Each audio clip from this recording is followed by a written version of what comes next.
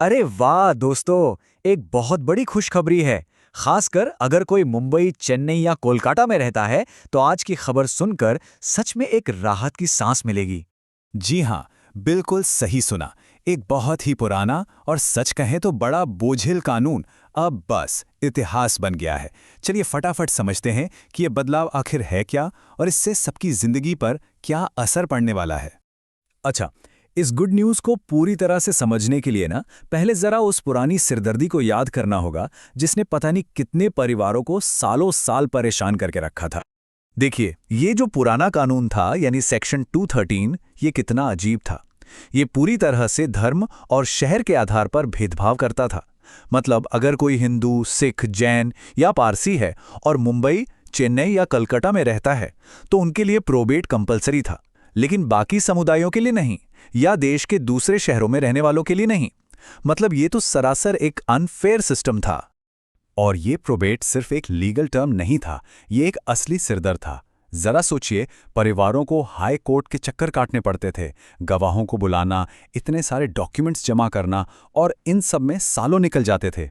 और ऊपर से कोर्ट और वकील की जो भारी भरकम फीस होती थी वो अलग।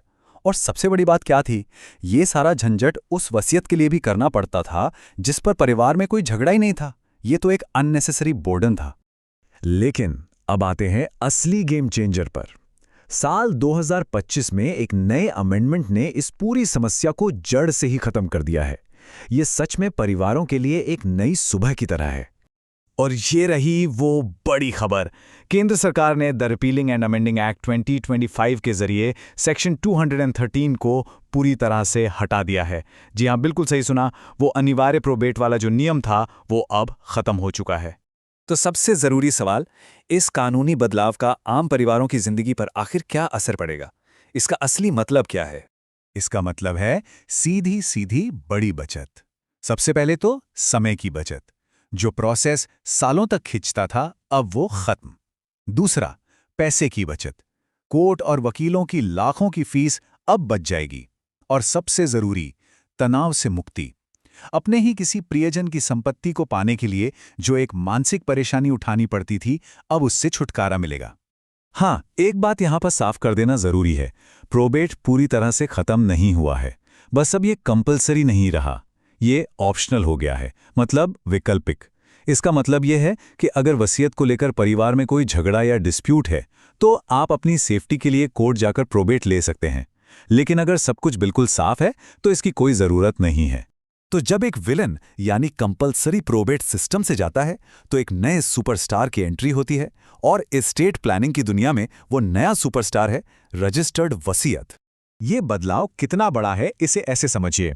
2025 से पहले एक रजिस्टर्ड वसीयत एक मजबूत डॉक्यूमेंट तो थी, लेकिन उन 3 शहरों में उसके होने के बावजूद प्रोबेट करवाना ही पड़ता था। लेकिन अब ये अपने आप में एक कंप्लीट सोल्यूशन है। अगर एक साफ सुथरी रजिस्टर्ड वसीयत है तो विरासत को आगे बढ़ाने के लिए और कुछ करने की जरूरत नहीं है। तो ये रजिस्टर्ड वसीयत आखिर है क्या? बहुत सीधी भाषा में ये वो वसीयत है जिसे सब रजिस्ट्रार के ऑफिस में जाकर ऑफिशियली सरकारी तौर पर दर्ज करवाया जाता है। इससे होता यह है कि इसका एक पक्का सरकारी रिकॉर्ड बन जाता है जो इसे कानूनी तौर पर बहुत ही ज्यादा मजबूत बना देता है। चलिए अब सबसे काम की बात करते हैं। इस नए कानून के बाद मन की शांति के लिए अब क्या कदम उठाने चाहिए? कदम बहुत आसान है। पहला, एक बिल्कुल साफ सुथरी वसीयत बनवाएं जिसमें कोई कंफ्यूजन ना हो। दूसरा, और यह सबसे जरूरी कदम है, उस वसीयत को रजिस्टर जरूर करवाएं। यही अब सबसे बड़ी सुरक्षा है। और हाँ, अगर किसी वजह से वसीयत नहीं बनी है तो परिवार के सदस्य आपस में मिलकर एक फैमिली अरेंजमेंट या पारिवारिक समझौता करके उसे भी रजिस्टर करवा सकते हैं। तो इस पूरी चर्चा के जो की टेकअवेज हैं उन्हें याद रखिए। पहला, मुंबई, चेन्नई, कोलकाता में कंपल्सरी प्रोबेट खत्म। दूसरा, रजिस्टर्ड वसीयत अब सबसे शक्तिशाली टूल है। तीसरा, सक्सेशन प्लानिंग अब पहले से कहीं ज्यादा सरल और प्रैक्टिकल हो गई है। और नतीजा, समय, पैसा और तनाव की असली बचत, और सबसे बढ़कर परिवार के लिए मन की शांति। तो आखिर में बस एक सवाल है ना, ये कमाल की बात, जब कोई कानून जिंदगी को उलझाने के बजाय उसे आसान बनाने के लिए बदलता है। वाकई ये एक बहुत ही पॉजिटिव बदलाव है।